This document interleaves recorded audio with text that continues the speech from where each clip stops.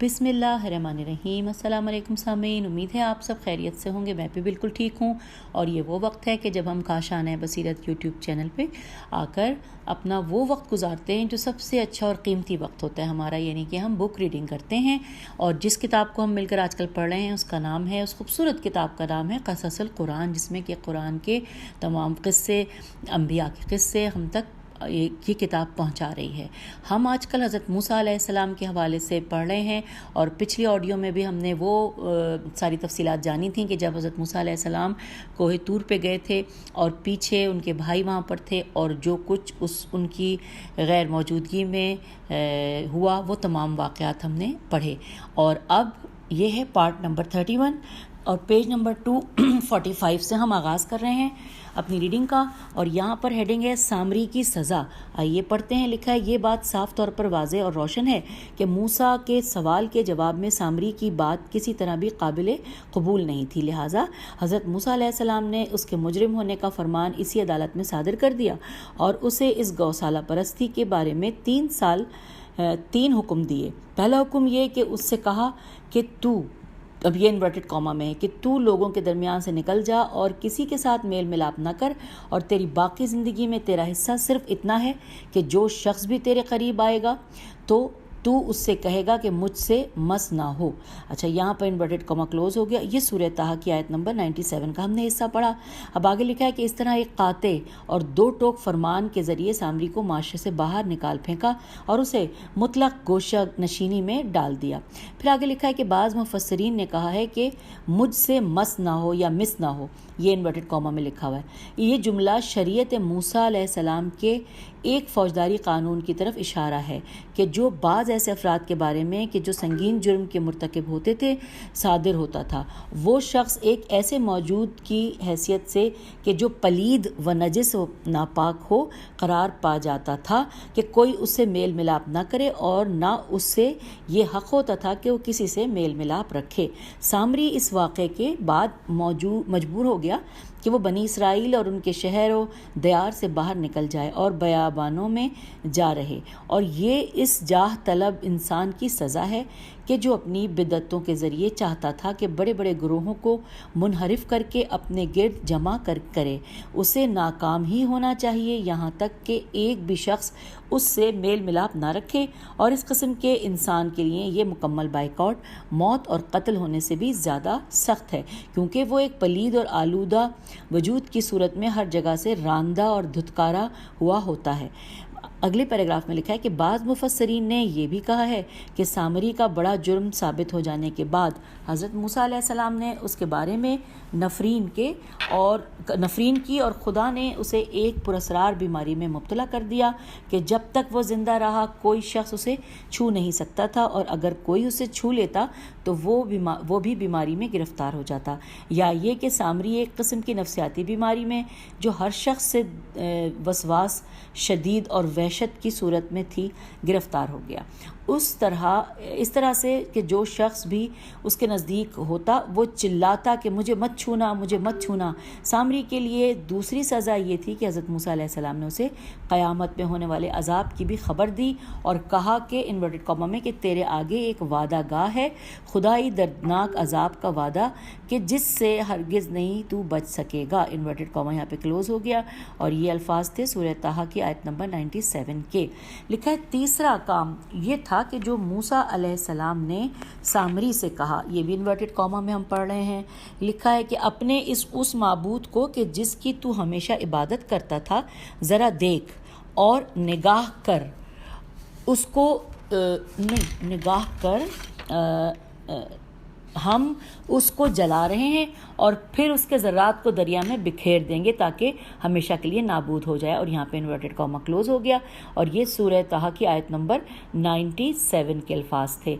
हम आ गए हैं पेज 246 पर, लेकिन यहाँ पे हमें कहा गया है कि हम हाशिए में भी पढ़ लें, कुछ तफसीलात हैं। आइए मिलके पढ़ते हैं। लिखा है, सामरी कौन है?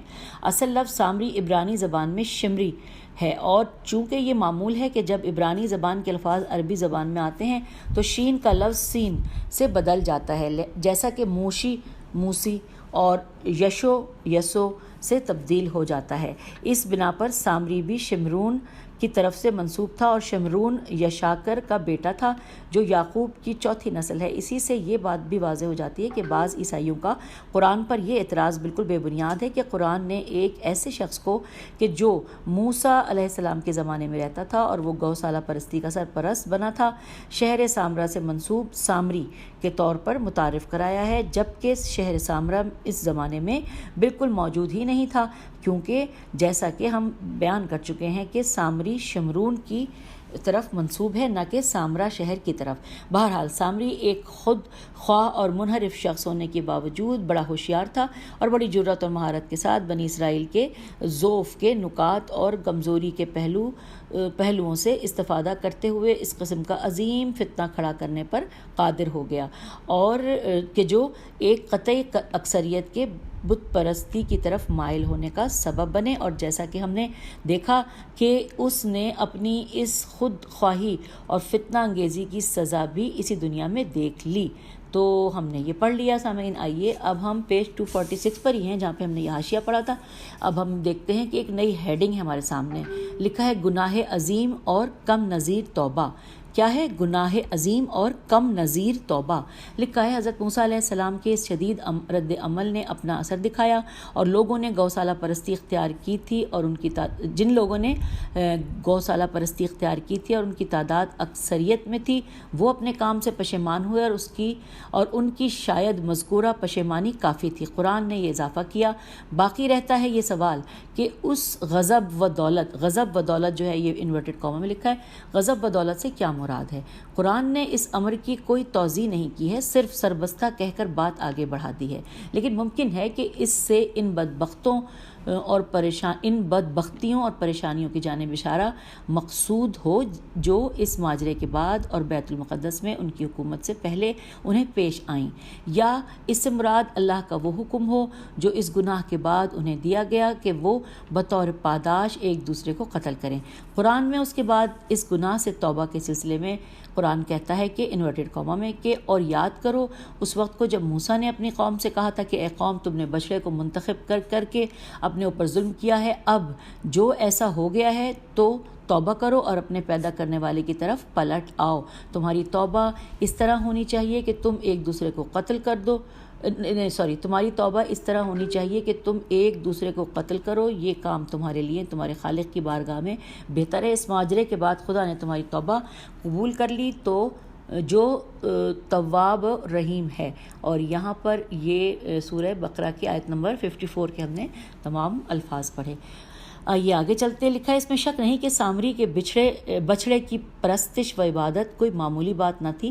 وہ قوم جو خدا کی یہ تمام آیات دیکھ چکی تھی اور اپنے عظیم پیغمبر کے معجزات کا مشاہدہ بھی کر چکی تھی، ان سب کو بھول کر پیغمبر کی ایک مختصر سی غیبت میں اصل توحید اور آئین خداوندی کو پورے طور پر پاؤں تلے رون دے اور بت پرست ہو جائے۔ اب اگر یہ بات ان کے دماغ سے ہمیشہ کے لیے جڑ سے نہ نکالی جاتی تو خطرناک حالت پیدا ہونے کا اندیشہ تھا، اور ہر موقع کے بعد اور خصوصاً حضرت موسیٰ علیہ السلام کی زندگی کے بعد ممکن تھا ان کی دعوت کی تمام آیات ختم کر دی جاتی اور اس عظیم قوم کی تقدیر مکمل طور پر خطرے سے دوچار ہو جاتی۔ آئیے اب اگلی ہیڈنگ ہے اکٹھا قتل۔ یہ بہت عجیب سی ہیڈنگ ہے، اکٹھا قتل۔ آئیے جانتے ہیں۔ لکھا ہے یہاں شدت عمل سے کام لیا گیا اور صرف پشیمانی اور زبان سے اظہار توبہ پر ہرگز قناعت نہ کی گئی۔ یہی وجہ ہے کہ خدا کی طرف سے ایسا سخت حکم صادر ہوا جس کی مثال تمام انبیاء کی طویل تاریخ میں کہیں نہیں ملتی، اور وہ یہ کہ توبہ اور توحید کی طرف بازگشت کے سلسلے میں گناہ گاروں کے کثیر گروہ کے لیے اکٹھا قتل کرنے کا حکم دیا گیا۔ ہم آ گئے ہیں پیج 247 پر۔ لکھا ہے کہ یہ فرمان بھی ایک خاص طریقے سے جاری ہونا چاہیے تھا، اور وہ یہ ہوا کہ وہ لوگ خود تلواریں ہاتھ میں لے کر ایک دوسرے کو قتل کریں کہ ایک اس کا اپنا مارا جانا عذاب ہے اور دوسرا دوستوں اور شناساؤں کا قتل کرنا۔ یہ ہم نے پڑھ لیا۔ اگلے پیراگراف میں لکھا ہے بعض روایات کے مطابق حضرت موسیٰ علیہ السلام نے حکم دیا کہ ایک تاریک رات میں وہ تمام لوگ جنہوں نے بچھڑے کی عبادت کی تھی غسل کریں، کفن پہن لیں اور صفیں باندھ کر ایک دوسرے پر تلواریں چلائیں۔ ممکن ہے یہ تصور کیا جائے کہ یہ توبہ کیوں اتنی سختی سے انجام پذیر ہوئی؟ کیا یہ ممکن نہ تھا کہ خدا ان کی توبہ کو بغیر اس خونریزی کے قبول کر لیتا؟ اس سوال کا جواب گزشتہ گفتگو سے واضح ہو جاتا ہے، کیونکہ اصل توحید سے انحراف اور بت پرستی کی طرف جھکاؤ کا مسئلہ اتنا سادہ اور آسان نہ تھا کہ اتنی آسانی سے درگزر کر دیا جاتا، اور وہ بھی ان واضح معجزات اور خدا کی بڑی بڑی نعمتوں کے مشاہدے کے بعد۔ در حقیقت ادیان آسمانی کے تمام اصولوں کو توحید اور یگانہ پرستی میں جمع کیا جا سکتا ہے۔ اس اصل کا متزلزل ہونا دین کی تمام بنیادوں کے خاتمے کے برابر ہے۔ اگر گاؤ پرستی کے مسئلے کو آسان سمجھ لیا جاتا تو شاید آنے والے لوگوں کے لیے سنت بن جاتا، خصوصاً بنی اسرائیل کے لیے، جن کے بارے میں تاریخ شاہد ہے کہ ضدی اور بہانہ باز لوگ تھے۔ لہٰذا چاہیے تھا کہ ان کی ایسی گو شمالی کی جائے کہ اس کی چبھن تمام صدیوں اور زمانوں تک باقی رہ جائے اور اس کے بعد کوئی شخص بت پرستی کی فکر میں نہ پڑے۔ اب اگلی ہیڈنگ آ گئی ہے، خدا کی آیات کو مضبوطی سے پکڑ لو۔ آئیے کتنی خوبصورت ہیڈنگ ہے، جانتے ہیں کیا لکھا ہے۔ عظیم اسلامی مفسر مرحوم طبرسی ابن زید کا قول اس طرح نقل کرتے ہیں کہ جس وقت حضرت موسیٰ علیہ السلام کوہ طور سے واپس آئے اور اپنے ساتھ توریت لائے تو اپنی قوم کو بتایا کہ میں آسمانی کتاب لے کر آیا ہوں جو دینی احکام اور حلال و حرام پر مشتمل ہے۔ یہ وہ احکام ہیں جنہیں خدا نے تمہارے لیے عملی طور پر قرار دیا ہے، اسے لے کر اس کے احکام پر عمل کرو، اس بہانے سے کہ یہ ان کے لیے مشکل احکام ہیں۔ یہودی نافرمانی اور سرکشی پر تل گئے، یعنی یہودیوں نے کہا کہ یہ مشکل کام ہے اور وہ نافرمانی پر تل گئے۔ خدا نے بھی فرشتوں کو مامور کیا کہ وہ کوہ طور کا ایک بہت بڑا ٹکڑا ان کے سروں پر لا کر کھڑا کر دیں۔ اسی اثنا میں حضرت موسیٰ علیہ السلام نے انہیں خبر دی کہ عہد و پیمان باندھ لو، احکام خدا پر عمل کرو، سرکشی و بغاوت سے توبہ کرو تو تم سے یہ عذاب ٹل جائے گا اور ورنہ سب ہلاک ہو جاؤ گے۔ تو اس پر انہوں نے سر تسلیم خم کر دیا، توریت کو قبول کیا، خدا کے حضور میں سجدہ کیا، جبکہ ہر لحظہ وہ کوہ طور کے اپنے سروں پر گرنے کے منتظر تھے، لیکن بالآخر ان کی توبہ کی وجہ سے عذاب الہی ٹل گیا۔ اگلے پیراگراف میں لکھا ہے کہ یہ نقطہ یاد رکھنا ضروری ہے کہ کوہ طور کے بنی اسرائیل کے سروں پر مسلط ہونے کی کیفیت کے سلسلے میں مفسرین کی ایک جماعت کا اعتقاد ہے کہ حکم خدا سے کوہ طور اپنی جگہ سے اکھڑ گیا اور سائبان کی طرح ان کے سروں پر مسلط ہو گیا، جبکہ بعض دوسرے مفسرین یہ کہتے ہیں کہ پہاڑ میں سخت قسم کا زلزلہ آیا، پہاڑ اس طرح لرزنے اور حرکت کرنے لگا کہ کسی بھی وقت وہ ان کے سروں پر آ گرے گا، لیکن خدا کے لطف و کرم سے زلزلہ رک گیا اور پہاڑ اپنی جگہ پر قائم ہو گیا۔ اس کے بعد ہم پیج 248 پر آ گئے ہیں، لکھا ہے کہ یہ احتمال بھی ہو سکتا ہے کہ پہاڑ کا ایک بہت بڑا ٹکڑا زلزلے اور شدید بجلی کے زیر اثر اپنی جگہ سے اکھڑ کر ان کے سروں کے اوپر سے بحکم خدا اس طرح گزرا ہو کہ چند لحظے انہوں نے اپنے سروں پر دیکھا ہو اور یہ خیال کیا ہو کہ وہ ان پر گرنا چاہتا ہے، لیکن یہ عذاب ان سے ٹل گیا اور وہ ٹکڑا کہیں دور جا گرا۔ اچھا، اس کے بارے میں یہاں پر حاشیے میں لکھا ہے، آئیے ہم وہ بھی پڑھ لیتے ہیں کیونکہ حاشیے میں مزید تفصیلات ہوتی ہیں۔ لکھا ہے کیا اس عہد و پیمان میں جبر کا پہلو ہے؟ اس سوال کے جواب میں بعض کہتے ہیں کہ ان کے سروں پر پہاڑ کا مسلط ہونا ڈرانے دھمکانے کے طور پر تھا، نہ کہ جبر و اضطرار کے طور پر، ورنہ جبری عہد و پیمان کی تو کوئی قدر و قیمت نہیں ہے، لیکن زیادہ صحیح یہی ہے کہ اس میں کوئی حرج نہیں کہ سرکش اور باغی افراد کو تہدید و سزا کے ذریعے حق کے سامنے جھکا دیا جائے۔ یہ تہدید اور سختی جو وقتی طور پر ہے ان کے غرور کو توڑ دے گی، انہیں صحیح غور و فکر پر ابھارے گی اور اس راستے پر چلتے چلتے وہ اپنے ارادے و اختیار سے اپنی ذمہ داریاں پوری کرنے لگیں گے۔ بہرحال یہ پیمان زیادہ تر عملی پہلوؤں سے مربوط تھا اور نہ عقائد کو تو جبر و اکراہ سے نہیں بدلا جا سکتا۔ یہ ہم نے حاشیے میں پڑھ لیا۔ اب آئیے پھر دوبارہ پیج 248 ہی کے وہیں پہ چلتے ہیں جہاں سے ہم حاشیے میں آئے تھے۔ لکھا ہے آئیے واقعے کی تفصیل قرآن میں پڑھتے ہیں کہ اب یہ کے بعد پھر انورٹڈ کاما ہے کہ اور وہ وقت کہ جب ہم نے تم سے عہد لیا اور کوہ طور کو تمہارے سروں کے اوپر مسلط کر دیا اور تمہیں کہا کہ جو کچھ آیات و احکام میں ہم نے تمہیں دیا ہے اسے مضبوطی سے تھامو اور جو کچھ اس میں ہے اسے یاد رکھو اور اس پر عمل کرو، شاید اس طرح تم پرہیزگار ہو جاؤ گے، انورٹڈ کاما۔ اور یہ سورہ بقرہ کی آیت نمبر 63 کے الفاظ تھے۔ لکھا ہے انورٹڈ کاما میں آگے پھر کہ، اور یہ بھی 63 آیت ہی کے الفاظ ہیں کہ اس کے بعد پھر تم نے گردانی کی اور اگر تم پر خدا کا فضل و رحمت نہ ہوتا تو تم نقصان اٹھانے والوں میں سے ہوتے، انورٹڈ کاما کلوز۔ یہ بھی سورہ بقرہ کی آیت 63 کا حصہ تھا۔ اب آگے لکھا ہے کہ اس عہد و پیمان میں یہ چیزیں شامل تھیں کہ پروردگار کی توحید پر ایمان رکھنا، ماں باپ، عزیز و اقارب، یتیم اور حاجت مندوں سے نیکی کرنا اور خون ریزی سے پرہیز کرنا۔ یہ کلی طور پر ان صحیح عقائد اور خدائی پروگراموں کے بارے میں عہد و پیمان تھا جن کا توریت میں ذکر کیا گیا تھا۔ اب اگلی جو ہیڈنگ ہے کوہ طور، اللہ میاں کتنے مزے کی ہیڈنگ ہے، یہ تو مجھے بہت شوق ہے اس کے بارے میں تفصیلات جاننے کا۔ لکھا ہے کوہ طور، لکھا ہے کوہ طور سے مراد یہاں اسم جنس ہے یا یہ مخصوص پہاڑ ہے۔ اس سلسلے میں دو تفسیریں موجود ہیں۔ بعض کہتے ہیں کہ طور اسی مشہور پہاڑ کی طرف اشارہ ہے جہاں حضرت موسیٰ علیہ السلام پر وحی نازل ہوئی، لیکن بعض کے نزدیک یہ احتمال بھی ہے کہ طور لغوی معنی کے لحاظ سے مطلق پہاڑ ہے۔ یہ وہی چیز ہے جسے سورہ اعراف الف عین ر الف ف کی آیت نمبر 171 میں جبل کے سے تعبیر کیا گیا ہے۔ اب لکھا ہے ساتھ ساتھ کہ توریت کیا ہے۔ توریت عبرانی زبان کا لفظ ہے، اس کا معنی ہے شریعت اور قانون۔ یہ لفظ خدا کی طرف سے حضرت موسیٰ علیہ السلام بن عمران پر نازل ہونے والی کتاب کے لیے بولا جاتا ہے۔ نیز بعض اوقات عہد عتیق عین تے یہ قاف کی کتب کے مجموعے کے لیے اور کبھی کبھی توریت کے 5 اسفار الف سین ف الف ر کے لیے بھی استعمال ہوتا ہے۔ اس کی وضاحت یہ ہے کہ یہودیوں کی کتب کے مجموعے کو عہد عتیق عین تے یہ قاف کہتے ہیں۔ اس میں توریت اور چند دیگر کتب شامل ہیں۔ توریت کے 5 حصے ہیں جنہیں سفر پیدائش، سفر خروج، سفر لادیان اور سفر اعداد اور سفر تثنیہ کہتے ہیں۔ اس کے موضوعات یہ ہیں، آئیے ہم ان کے موضوعات جانتے ہوئے پیج 249 پر آ گئے ہیں۔ نمبر 1 کائنات، انسان اور دیگر مخلوقات کی خلقت۔ نمبر 2 حضرت موسیٰ علیہ السلام بن عمران، گزشتہ انبیاء اور بنی اسرائیل کے حالات وغیرہ۔ نمبر 3 اس دین کے احکام کی تشریح۔ اب یہ جو اس کے بعد لکھا ہے پیراگراف میں کہ عہد عتیق کی دیگر کتابیں دراصل حضرت موسیٰ علیہ السلام کے بعد کے مورخین کی تحریر کردہ ہیں۔ ان میں حضرت موسیٰ علیہ السلام بن عمران کے بعد کے نبیوں، حکمرانوں اور قوموں کے حالات بیان کیے گئے ہیں۔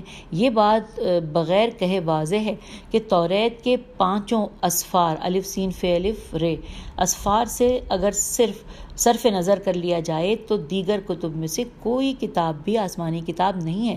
خود یہودی بھی اس کا دعویٰ نہیں کرتے، یہاں تک کہ حضرت داؤد علیہ السلام سے منسوب زبور، جسے وہ مزامیر میم ز الف میم یہ ر یہ انورٹڈ کاما میں لکھا ہے مزامیر کہتے ہیں، حضرت داؤد علیہ السلام کے مناجات اور پند و نصائح کی تشریح ہے۔ اگلا پیراگراف ہے کہ رہی بات توریت کے 5 سفروں کی، تو ان میں ایسے واضح قرائن موجود ہیں جو اس بات کی نشاندہی کرتے ہیں کہ وہ بھی آسمانی کتابیں نہیں ہیں، بلکہ وہ تاریخی کتاب ہیں جو حضرت موسیٰ علیہ السلام کے بعد لکھی گئی ہیں، کیونکہ ان میں حضرت موسیٰ علیہ السلام کی وفات، ان کے دفن کی کیفیت اور ان کی وفات کے بعد کے کچھ حالات مذکور ہیں۔ پھر لکھا ہے کہ خصوصاً سفر تثنیہ کے آخری حصے میں یہ بات وضاحت سے بیان ہوتی ہے کہ یہ کتاب حضرت موسیٰ بن عمران کی وفات سے کافی مدت بعد لکھی گئی ہے۔ علاوہ ازیں ان کتب میں بہت سی خرافات اور ناروا باتیں انبیاء و مرسلین سے منسوب کر دی گئی ہیں۔ بعض بچکانہ باتیں بھی ہیں جو ان کے خود ساختہ اور جعلی ہونے پر گواہ ہیں۔ نیز بعض تاریخی شواہد بھی نشاندہی کرتے ہیں کہ اصلی توریت غائب ہو گئی اور پھر حضرت موسیٰ علیہ السلام بن عمران علیہ السلام کے پیروکاروں نے یہ کتابیں تحریر کی ہیں۔ اچھا جی، اب یہاں پر ہم نے حضرت موسیٰ علیہ السلام کے بارے میں تمام تفصیلات جو ہیں اب تک کی وہ جان لی. اب اگلی میں ہیڈنگ دیکھ رہی ہوں, لکھا ہے حضرت خضر علیہ السلام. آئیے جانتے ہیں. لکھا ہے کہ ابی بن کعب کاف این بے نے ابن عباس کی وساطت سے پیغمبر اکرم صلی اللہ علیہ وآلہ وسلم کی ایک حدیث اس طرح نقل کی ہے انورٹڈ کاما کہ ایک دن موسیٰ علیہ السلام بنی اسرائیل سے خطاب کر رہے تھے. کسی نے آپ سے پوچھا روئے زمین پر سب سے زیادہ علم کون رکھتا ہے؟ تو موسیٰ علیہ السلام نے کہا مجھے اپنے آپ سے بڑھ کر کسی کے عالم ہونے کا علم نہیں. اس وقت موسیٰ علیہ السلام کو وحی ہوئی کہ ہمارا ایک بندہ مجمع البحرین میں ہے کہ جو تجھ سے زیادہ عالم ہے. اس وقت موسیٰ علیہ السلام نے درخواست کی کہ میں اس عالم کی زیارت کرنا چاہتا ہوں. اس پر اللہ نے انہیں ان سے ملاقات کی راہ بتائی. اب آگے لکھا ہے کہ یہ در حقیقت حضرت موسیٰ علیہ السلام کو تنبیہ تھی کہ اپنے تمام تر علم و فضل کے باوجود اپنے آپ کو افضل ترین نہ سمجھیں.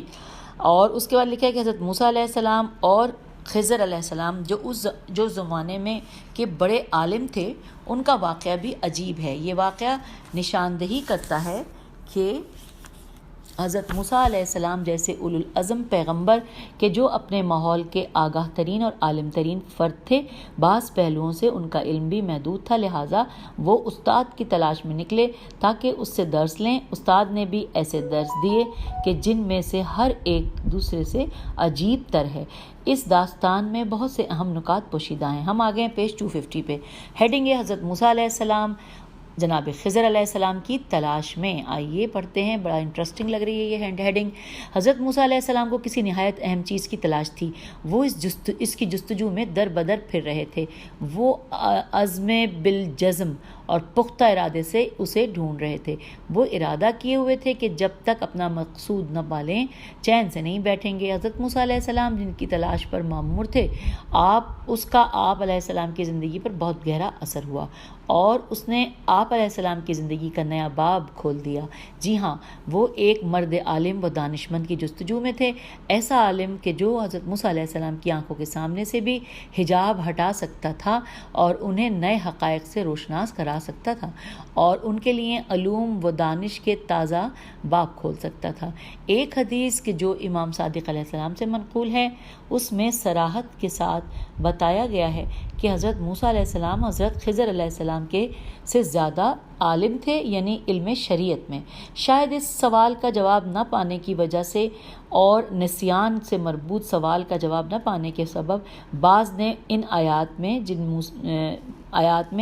جن میں موسیٰ علیہ السلام کا ذکر ہے اسے موسیٰ بن عمران تسلیم کرنے سے انکار کر دیا ہے. ایک حدیث کہ جو حضرت علی بن موسیٰ رضا علیہ السلام سے نقل ہوئی ہے اس سے بھی یہ نقطہ معلوم ہوتا ہے کہ ان دونوں بزرگوں کا دائرہ کار اور قلم رو ایک دوسرے سے مختلف تھی اور ہر ایک دوسرے سے اپنے کام میں زیادہ عالم تھا. ہم اس سلسلے میں جلد پڑھیں گے کہ اس عالم بزرگ کی جگہ معلوم کرنے کے لیے حضرت موسیٰ علیہ السلام کے پاس ایک نشانی تھی اور وہ اس نشانی کے مطابق ہی چل رہے تھے. تو قرآن کہتا ہے انورٹڈ کاما میں کہ وہ وقت یاد کرو جب موسیٰ نے اپنے دوست ساتھی جوان سے کہا کہ میں تو کوشش جاری رکھوں گا جب تک مجمع البحرین تک نہ پہنچ جاؤں, اگرچہ مجھے یہ سفر لمبی مدت تک جاری رکھنا پڑے گا. یہ سورہ کہف کی آیت نمبر 60 کے الفاظ تھے.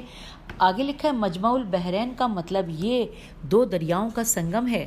اس سلسلے میں مفسرین میں اختلاف ہے کہ بحرین سے یہاں کون سے دو دریا ہیں. اس سلسلے میں 3 مشہور نظریے ہیں. آئیے ہم تینوں نظریوں کو جانتے ہیں. لکھا ہے نمبر 1 خلیج عقبہ اور خلیج سویز کے ملنے کی جگہ.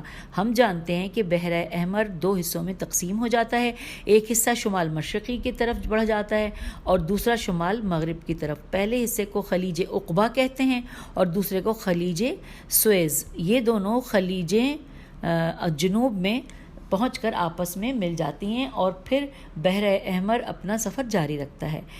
نمبر 2 اس سے بحر ہند اور بحر احمر کے ملنے کی طرف اشارہ ہے کہ جو باب المندب پر جا ملے. نمبر 3 یہ بحر روم اور بحر اطلس کے سنگم کی طرف اشارہ ہے کہ جو شہر تنجا توئے نون جیم ہے کے پاس جبل الطارق کا تنگ دہانہ ہے. تیسری تفسیر تو بہت ہی بعید نظر آتی ہے، کیونکہ حضرت موسیٰ علیہ السلام جہاں رہتے تھے وہاں سے جبل الطارق کا فاصلہ اتنا زیادہ ہے کہ اس زمانے میں حضرت موسیٰ علیہ السلام اگر عام راستے سے وہاں جاتے تو کئی ماہ لگ جاتے۔ ہم آ گئے ہیں پیج 251 پہ، لکھا ہے دوسری تفسیر میں جس مقام کی نشاندہی کی گئی ہے اس کا فیصلہ اگرچہ نسبتاً کم بنتا ہے، لیکن اپنی حد تک وہ بھی زیادہ ہے، کیونکہ شام سے جنوبی یمن میں فاصلہ بھی بہت زیادہ ہے۔ اچھا جی، اس کے بعد آگے لکھا ہے کہ پہلا احتمال زیادہ صحیح معلوم ہوتا ہے، کیونکہ حضرت موسیٰ علیہ السلام جہاں رہتے تھے وہاں سے یعنی شام سے خلیج عقبہ تک کوئی زیادہ فاصلہ نہیں ہے۔ ویسے بھی قرآنی آیات سے معلوم ہوتا ہے کہ حضرت موسیٰ علیہ السلام نے کوئی زیادہ سفر طے نہیں کیا تھا، اگرچہ مقصد تک پہنچنے کے لیے بہت زیادہ سفر کے لیے بھی تیار تھے۔ اچھا سامعین، اب اگلی ہیڈنگ ہے عرصہ دراز تک جناب خضر علیہ السلام کی تلاش۔ آئیے جانتے ہیں۔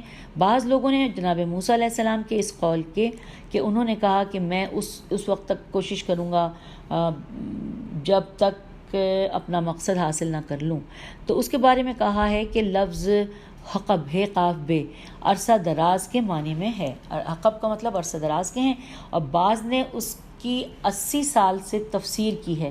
اچھا، اس لفظ سے حضرت موسیٰ علیہ السلام کا مقصد یہ تھا کہ مجھے جس کی تلاش ہے میں اسے ڈھونڈ کے رہوں گا، چاہے اس مقصد کے لیے مجھے سال تک سفر جاری رکھنا پڑے۔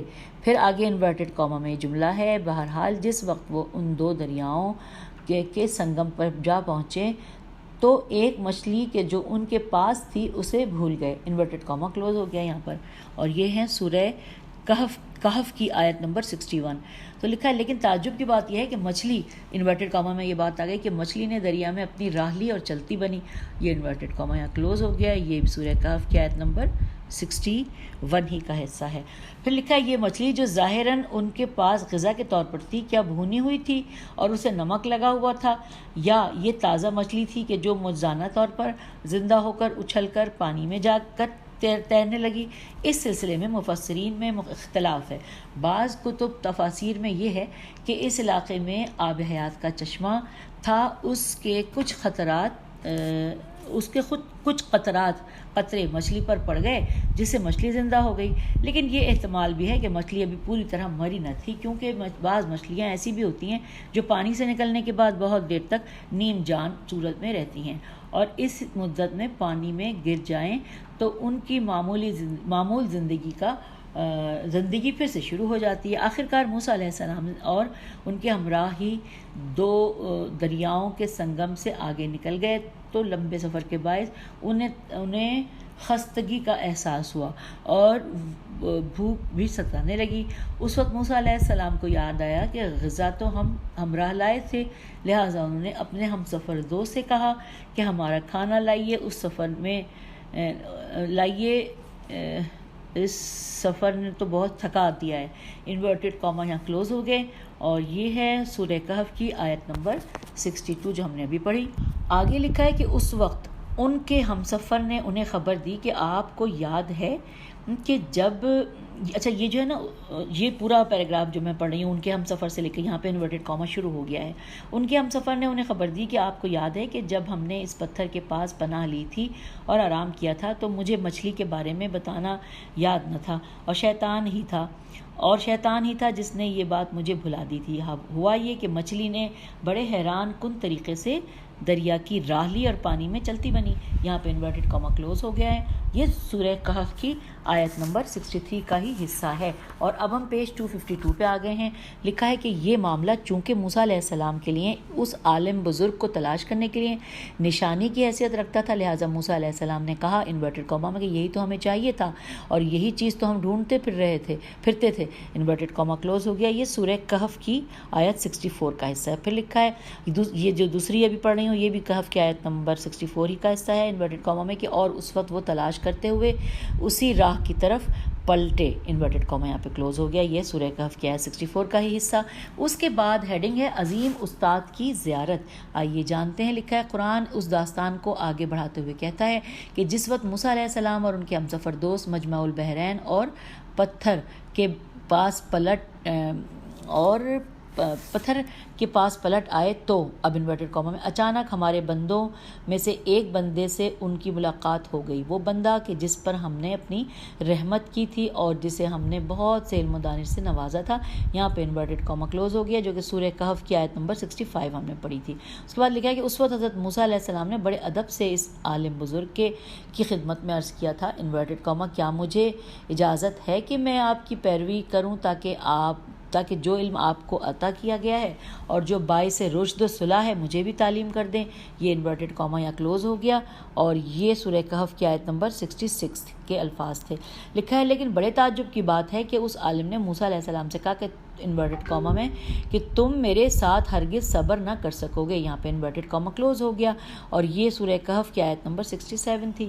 اب آگے چلتے ہیں، لکھا ہے ساتھ ہی اس کی وجہ اور دلیل بھی بیان کر دی اور کہا کہ انورٹڈ کاما تم اس چیز پر کیسے صبر کر سکتے ہو جس کے اسرار سے تم آگاہی نہیں رکھتے۔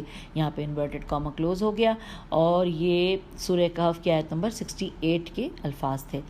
اچھا جی، آگاہی نہیں رکھتے ہو، لکھا ہے جیسا کہ ہم بعد میں دیکھیں گے کہ یہ عالم اسرار و حوادث کے باطنی علوم پر دسترس رکھتا تھا، جبکہ حضرت موسیٰ علیہ السلام باطن پر مامور تھے اور نہ ان کے بارے میں زیادہ آگاہی رکھتے تھے۔ ایسے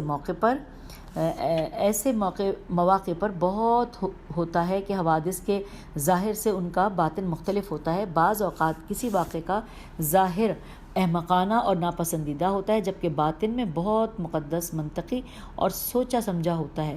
ایسے مواقع پر جو شخص ظاہر کو دیکھتا ہے وہ اس پر صبر نہیں کر پاتا اور اس پر اعتراض کرتا ہے اور یا مخالفت کرنے لگتا ہے، لیکن وہ استاد جو اسراروں سے آگاہ ہے اور معاملے کے باطن پر نظر رکھتا ہے، وہ بڑے اطمینان اور ٹھنڈے دل سے کام جاری رکھتا ہے اور اعتراض اور واویلا پر کان نہیں دھرتا، بلکہ مناسب موقع کے انتظار میں رہتا ہے کہ تاکہ حقیقت امر بیان کرے، جبکہ شاگرد بیتاب رہتا ہے، لیکن جب اسرار اس پر کھل جاتے ہیں تو اسے پوری طرح سکون و قرار آ جاتا ہے۔ تو یہاں پر ہم اپنی اس آج کی ریڈنگ کا یعنی آج سے مراد یعنی یہ والے پارٹ کا اختتام کرتے ہیں۔ آپ سے اجازت چاہتی ہوں کیونکہ اس سے آگے بڑا مزیدار قصہ آنے والا ہے جو میں اکثر اپنی نانی اماں سے سنتی تھی اور اب ہم وہ پڑھیں گے۔ تو چلیے جی، ملتے ہیں اگلی آڈیو میں۔ خدا حافظ، فی امان اللہ۔